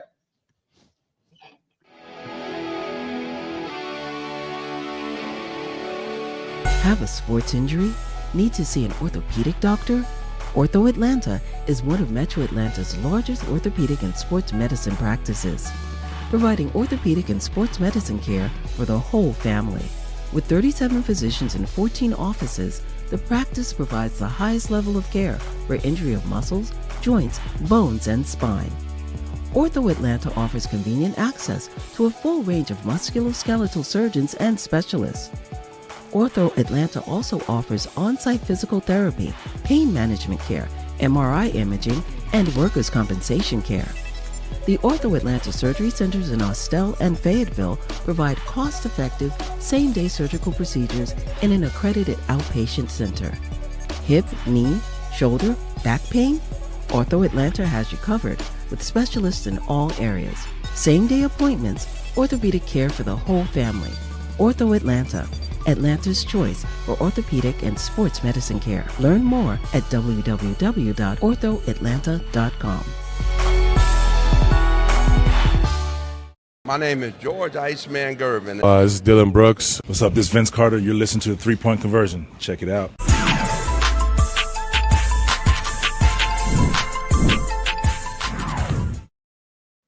All right, we are back inside the 3-Point Conversion Sports Lounge. And it is now time to bring in family. We got family in the building. None other than orthopedic for Ortho Atlanta, the one and only, our cousin, Dr. Donnie Fowler III. What's going on, Doc? What is up, fellas? Good to be back. It's been a while. What's up, my guy? Yeah, it's been a while. How you doing, man? I'm good. I'm good. The surgery prep. Surgery prep. Lots going on. seems in the sports world. Yeah, it's been a lot. Yeah, coaches and all, man. So, before we get to all that, I definitely want to ask you this: with that situation with Bo Nix, it was like nobody caught it, and we were all surprised when Sean Payton came in and talked about Bo Nix and him getting that he broke bone in his ankle. But I want to know, could you tell? They show that when he was walking. I still can't see it when he was walking away. No, I mean, you can see him limp, obviously, and then the limp gets worse a couple plays later when he's trying to like center the ball for that field goal. But like right afterward, he pops up. He's not. I mean, probably a little adrenaline still going at that point. He's not limping too bad, and it wasn't one of these gruesome injuries where like, ooh, that it almost just looked like a freak thing where, because I think it was his right ankle, it wasn't even the ankle he planted on, where I think the defender like grabbed his ankle a little bit and must have just caught it and twisted it at just the right spot to cause a freak thing. But yeah, it did not look like anything serious when you try to watch it back, even in slow motion. Right. How long do you think he will be out with something like that? Yeah, I mean, obviously it was bad enough to do surgery. And part of that, honestly, if he was in the regular human population, again, some of these things are something you can throw in a cast and takes maybe an extra month to heal. So your rehab's a little slower, but in pro sports, a lot of times you're trying to expedite recovery. So sometimes throwing a plate and screws in there allows you to start mobilizing faster, even if something's not really out of alignment. So my point is, it still might not have been that serious of a break, where if it was you or me, we'd be in a cast for 6 weeks and then doing some rehab and just, we have our own timeline to get back. But I'm sure they want him ready by, summertime, ideally, and certainly by week 1. So I would like to think that this is done to stabilize the fracture, speed up recovery, where he can start mobilization and weight bearing faster, and potentially be clear by, somewhere, 4 or 5 months for everything. I mean, ankles you can usually come back from a little quicker than certainly like a knee or an Achilles or something like that. So I wouldn't be surprised to see him back this summer, training camp, OTAs, kind of doing his thing. That's good news. Now, Doc, Anthony Davis, he has to hold a record for being mentioned the most time on this segment, but supposed to have had surgery, this ligament. You gonna put him over? You gonna put him over Kawhi and Embiid, or? Yeah. Nah. Yeah. My bad. I put him over Embiid. Those guys, especially Kawhi. Yeah. But the guy hears that he might get traded. Now all of a sudden he rehabbing. What's going on? What's going on, Anthony Davis, Doc? Yeah, again, I don't. It's a different injury, but almost same thing, but different circumstances. Talking about Knicks, where again, a lot of ligament injuries, you can treat them non-op and kind of let them scar in, or you can do a surgery and try to do a more aggressive repair. I guess in this case, I think the thought is if they end up doing surgery with it being soft tissue, if they think it can heal just as well without surgery, maybe in this case, it actually speeds up recovery. And again, when we're talking big picture, it sounds like with the pieces they have, some kid from Duke down there that's playing pretty well, that they're looking to possibly, maneuver Davis for some trade bait and start building around the younger guys that they got on the team. So I think, again, some of this probably is, he could definitely be available come end of the season playoff push, even though they're saying he's going to be out 6 weeks, so that, he can be a trade chip for them. So. Yeah. I thought that was interesting too. And Doc, that's all we got, man, for injuries, man. We definitely appreciate you for giving us the insights on that. Rav, I do have one question for Doc. Yeah, go ahead. One question for Doc. Your quarterback, Doc. Like, I was hoping we'd talk about this. I just got a question, Doc, because it seems like the guys ponied up $5 million for the kid. He riding around campus, he living good. Now he jumping back in the portal, Doc. What is going on with the collective over there in Durham? Now, talk to me. So yeah, so this one hurts. Obviously, I've had Crazy. lots of mixed emotions and anger, and Duke football again causing chaos in a different way now.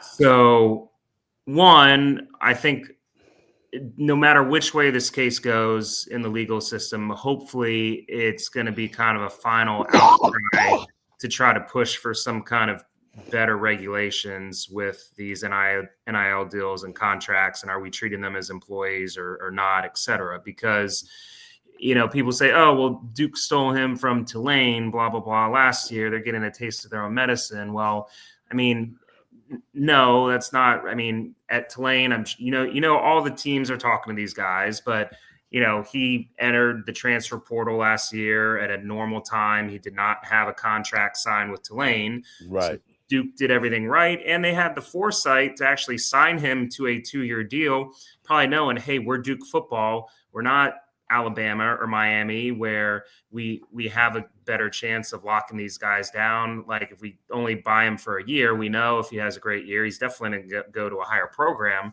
So I think I kind of applaud Duke for having the foresight to say, well, hey, let's go get this guy who's like still kind of under the radar, lock him in for 2 years at that time a ridiculous amount. It's $8 million for 2 years, give or take, which at that point, that was the top of the market when they did that. People were like, wait, what? Duke just paid, $8 million, $4 million a year for some guy from Tulane. And then, I mean, they still, even though they won the ACC championship, they had some games they could have easily won, and that ACC championship would have turned into a college football playoff appearance. Exactly. And that's what they were probably about to potentially embark on, or be at least in the conversation for, with Mensa coming back. And also some of the other players that transferred in to play with Mensa when he came out and confirmed that, hey, 4 weeks ago, I'm coming back to Duke. It was like, I'm either honoring my contract at Duke or I'm going to go to the NFL, which, I mean, that's a different case. Right. Mel Kiper had him like the 5th quarterback. And so then he says, no, I'm going to come back to Duke. I'm going to play out my contract, wait a year on the NIL. Great for us. And so it's just the timing of that, kind of going back on his word in the 11th hour with a couple hours left. Miami had that extra $20 million to spend, making the national championship. And obviously, they'd struck out on Simpson and all the other guys they were either going to the NFL or going elsewhere. Right. So I think Mensa was their last chance. So yeah, you guys probably saw it. They were offering them basically like $10 million. $10 million for 1 year. Yeah. $4 million to buy him out of Duke, $6 million for Miami Country Club, NIL, full ride for his sister, all the things. It's like the most ridiculous deal that's ever been made in college athletics. And so it's just the way it goes down. And I feel like there's probably some bad people in Mensa's ear, where I'm not going to put it all on the kid. He came from a poor background. This is generational money. I'm not going to fault him for being interested in an extra couple $1 million. Yeah. Just the way it's been done, the way there's no regulations on it, the timing of it, going back on his word and leaving out teammates hanging him out to dry that committed or transferred in to play with him when he said he's coming back. It's just there's not going to be it's a lose-lose situation for him. His image is tarnished. For Duke, even if they win and somehow force him not to be able to play at Miami, do you really want a guy coming back that was trying to leave you? Right. And so I think the only winners are going to be Miami if they're actually able to. So that's probably rambling longer than I needed to, but it's just a frustrating situation. That's valid. That's valid. And that's why I wanted to ask you that, because you're definitely close to it. Yeah. Right. I mean, it shouldn't. I get like an NIL deal is not like, you can't block a kid from leaving school and wanting to go somewhere else. He's not an employee. But if you sign a contract and it's a 2-year deal and you're getting paid $8 million, and there has to be some teeth in that, where you can't just say, oh yeah, screw this contract. Like I'm not going to uphold my end of the bargain. Like, what's the point of even having contracts anymore? That's not how it works. That's not how it works in the big leagues, Yeah. Yeah, so, and these guys are wanting. I mean, they're adults. They're not kids. They're not student athletes. They are paid adult, grown men at this point. So listen, I know some fans who also want him, probably, and they're desperate as the Denver Broncos. And I'm wondering, do y'all believe that the Jake Sidham? Did I say his first name? It's Jake, right? Jared. Sidham, yeah, Jared Sidham. Do you all think he has a chance to beat, and not even be the hero, but just where Denver can beat New England? Well, I'm gonna say this. He's an athlete. He's bigger than Bo Nix. He was one of the guys. He was super highly recruited. He's a 5-star kid. All of these things. For whatever reason, it hadn't worked out in the NFL. He has the skill set. Yeah. Now, with him not playing, how does that? Can Sean Payton? They say Sean Payton is a genius. Can he dial up a game plan that's Jared Stidham friendly? So, I mean, he has the skill set to do it. Can he do it? Is the biggest question. I don't know. I'm not gonna lie, Doc. I just want to say this real quick. We've seen Sean Payton when backups come in, somehow he's able to win.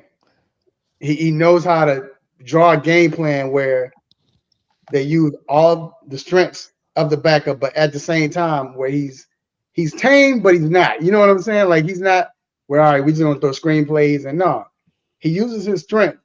He don't let him go crazy, but at the same time, he doesn't belittle his game, to where he can't play. So with that defense, I'm just saying I wouldn't be surprised, man. Like if they pull it out, I wouldn't be surprised. I don't know, and I'm not gonna say NFL call games or anything like that, but I know a lot of people in the NFL probably would want that. But it'd be a great story anyway. Like if they win, it'd be a great story, and I think it happened, Doc. Any? Yeah, I mean, I would say with the Broncos defense, not the Patriots don't have a good defense either, but with their defense alone, that should keep them in the game. And for all the reasons you said, they do have some playmakers. They can run the ball. They can throw some quick screens. They don't necessarily have to, always go over the top. I think it's possible that, yes, they could win. Now, I guess if we get to our picks later, I did take New England, but part of me had to choose different picks from the two of you who had already picked. So I had to make it so I didn't copy you two. So, I feel like I took one from one of you and one from the other because I didn't want to parallel both of you guys and think that I'm just a copycat. So no. I'm going to ride with New England, but I definitely think it's going to be a game, and more so the Broncos defense keeping that in the game. And if Stidham can avoid turnovers and manage the game relatively well, I'm not going to be surprised if the Broncos win. So, right. So let me ask you this. Let me ask y'all this. Going to the other game, because I don't think there's nothing else we got to talk about with New England. I mean, we already know what it is. I mean, of course, Denver's defense is tough, but it's really on Stidham and how he plays. But with the Rams Seahawks game, what would be more important for the Rams to win this game? Do you all think it's the offense or the defense? Doc, we'll start with you. I mean, I think it's going to be the offense mainly because of how good Seattle's defense is. Like, can they break down Seattle's defense? Seattle's had some games. I feel like they can be prolific at offense. They did lose Charbonnet. Some games their offense, Darnold can look a little off at times. He's mostly been on, but he's had some games where he's looked like Sam Darnold from a few years ago. So again, Seattle can definitely win a game with the defense, same as I'm saying with Denver. So I think it's how does Stafford and the offense come out and how do they play against that Seahawks defense, which has been, devastating. And I think I've probably just kind of underestimated them throughout the year until I've really watched them more in the playoffs and seen how good they are. So I'm going to go with the Rams offense being more important going up against the formidable Seahawks defense. Yeah, I agree with Doc because it's about Stafford. he has these lulls, and then I think too, McVay sometimes like depends on him too much. Like you got two capable backs, run the football, play action, get Pookie and all these guys involved. So it's the offense. Like Stafford don't have to throw the ball 45 times. Balance, Coach McVay. Balance. Need balance. Right. I see, and I'm gonna go defense. The only reason I'll say that is because, as you all mentioned, the Seahawks defense is great. So if that's the case, let's stop their offense.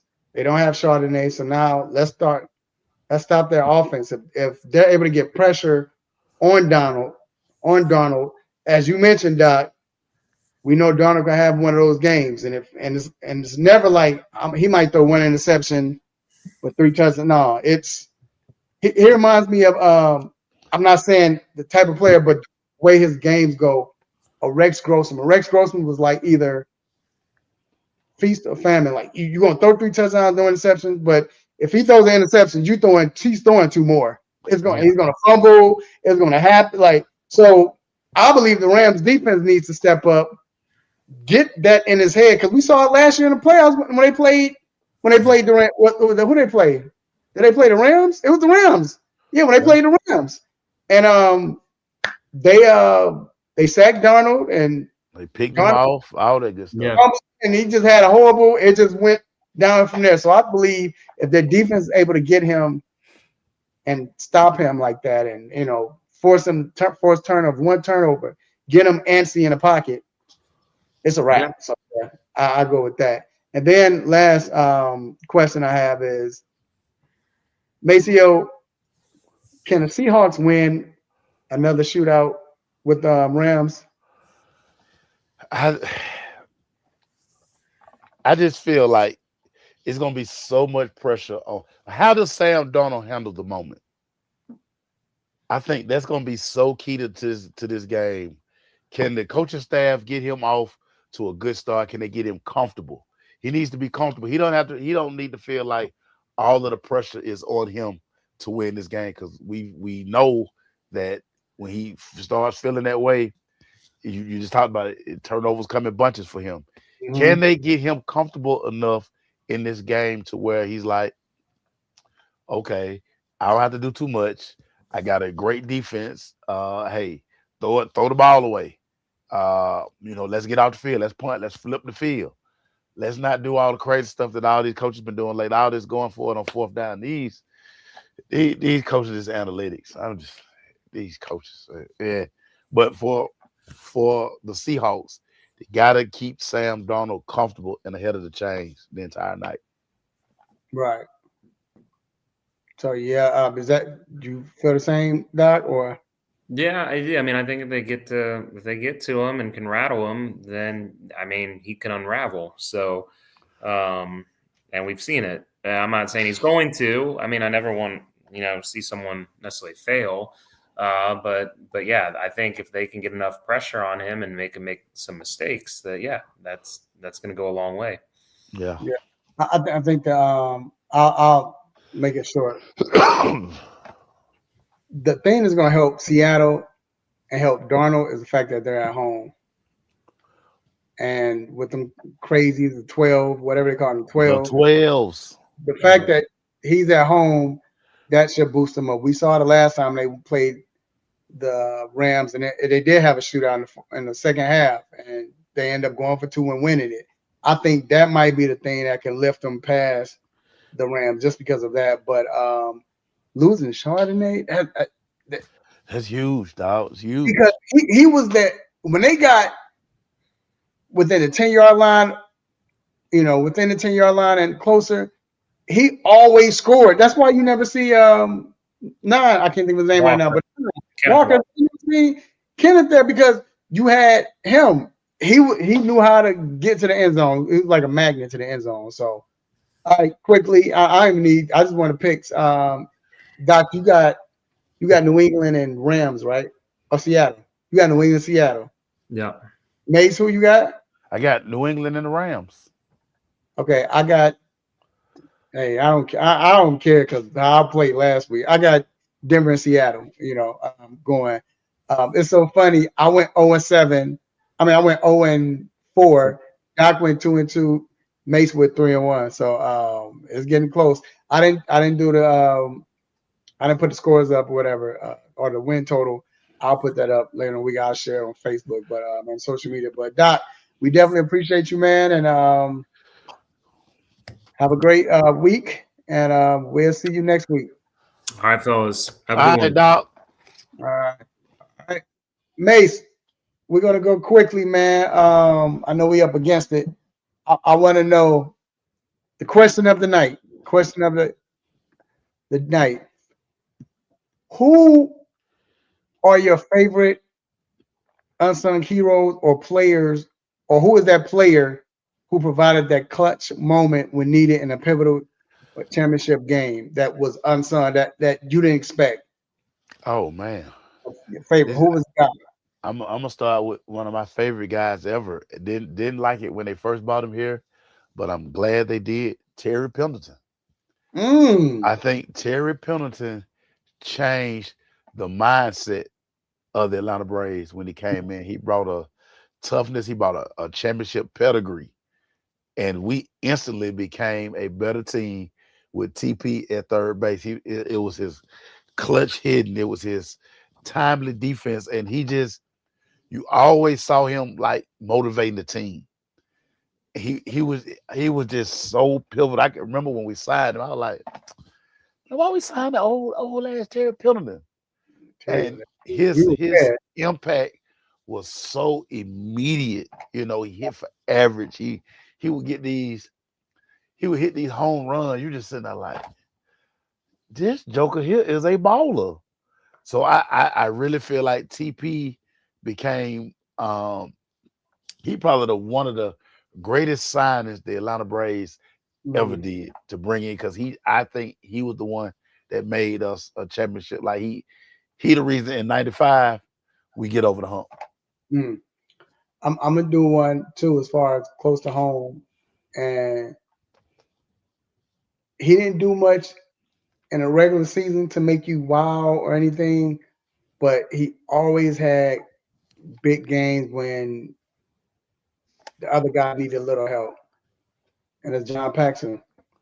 I will never forget Game 5 at the Forum, and he went off. He had like shot out a big shot in a row. Just kept boom, boom, just kept hitting. And they was feeding it to him. Jordan just kept feeding him right, and he just kept hitting, wouldn't miss. He scored like 18 in a quarter. And he was hitting twos at that. And then you think about the other game 6 against Phoenix. Yeah. They down by 2. And John Paxson come in, they drop a play and get it to Paxson. I'll never forget that. And just knocking it down. Pow! Yeah, so that's who I got. That's my guy. Yeah. Another one for me, I love this question. Excuse me. Alvin Harper. Alvin Harper became that much needed piece for the Dallas Cowboys, because Michael Irvin was such a just tough middle of the field guy, but the ability to hit that home run really got the Cowboys. When you think about that run, and hey, go get your money. It's so funny. I was able to talk to Alvin Harper about this. It was a little while ago, but like I told him, I understood why you left, but he laughed. He was like, probably one of the worst decisions I made. Yeah, that was horrible. Going to Tampa.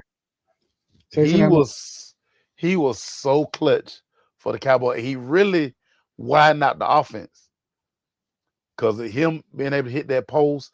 Now you got Novacek over the middle, and you got Michael Irvin working the intermediate part of the field, and of course that allowed Emmett to have so much running room. But the threat of Alvin Harper, you just can always see Troy loading up, throwing that post to Alvin Harper. Bruh, I couldn't stand him. I used to love the Niners, and I hated Dallas already because they got Emmett, Emmett and Barry. Alvin Harper was a killed the Niners every time. Be alone. I remember, of course, '92. The clutch reception in 92 that got him all the way down to the like 8-yard line. Yeah. He did it 93. Even in 94, the first play, They go big ball to him. Post. That was at the goal line. Remember, that was the goal line. At their own goal line, and hit him at their own 5-yard line. He hit Alvin with a post, and it was pretty because they had that.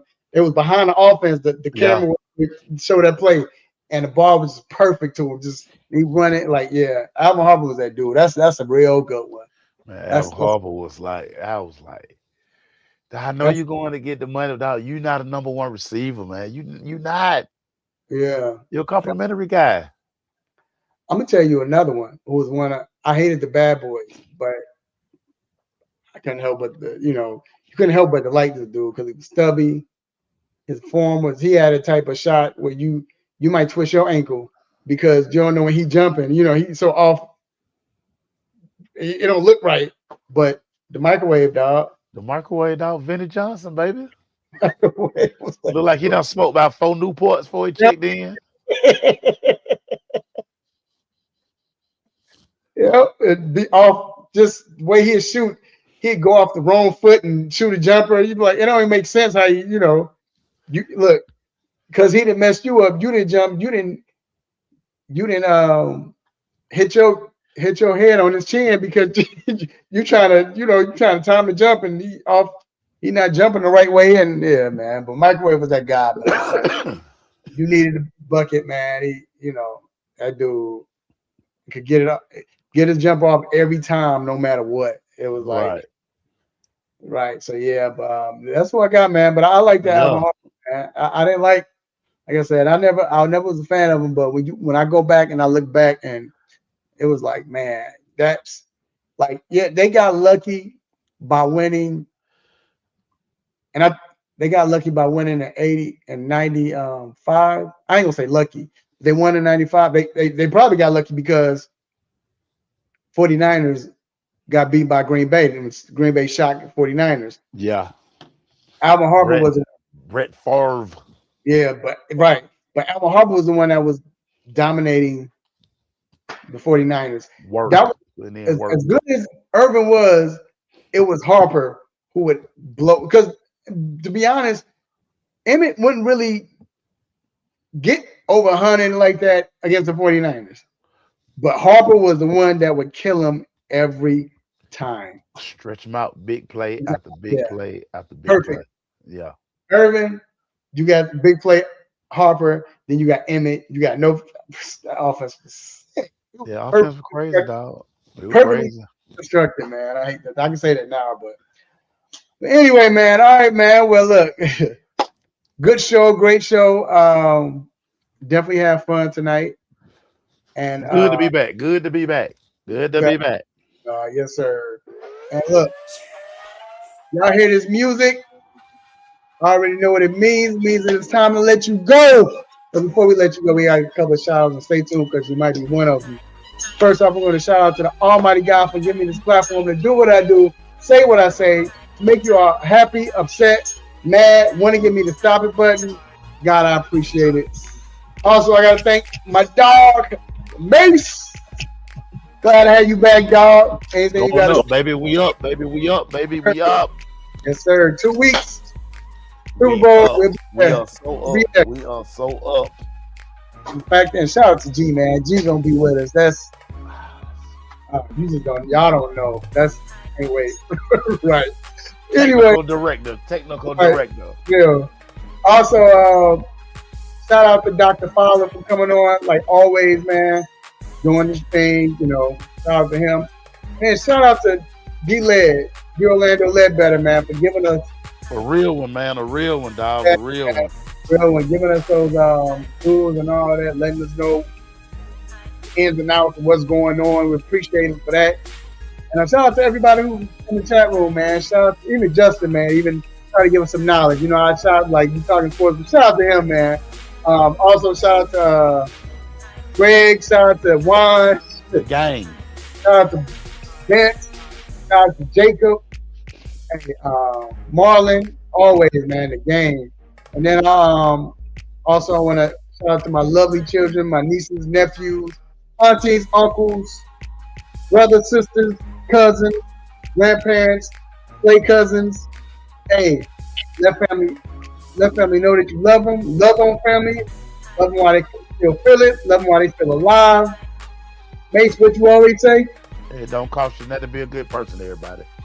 Y'all don't know what people going through out here, man. Just be a good person, man. Hey, I had to say that I said it to the kindergartens yesterday, dog. Me talking to kindergartens, I told them, hey, don't cost anything to be a good person. They won't speak on that, man. You know, so I said, like my dog always say. Anyway, also, man, hey, you got NBA basketball, college basketball in the face. You know, the shine about to come on soon. Also, you have college football's done with, but you got that's it right now. You know what I'm saying? That's all we got. You know, Boston or whatever. But hey, eat good, drink responsibly. Till next week, same time, same show, same crazy host, same sports nonsense. Will you miss me? I'm out. Peace. We go, y'all. We out. What's up, family? I'm Real Mike Rob. Make sure you tuning in to the 3-Point Conversion Radio. They got all of it, and they keep it funky. Let's get it.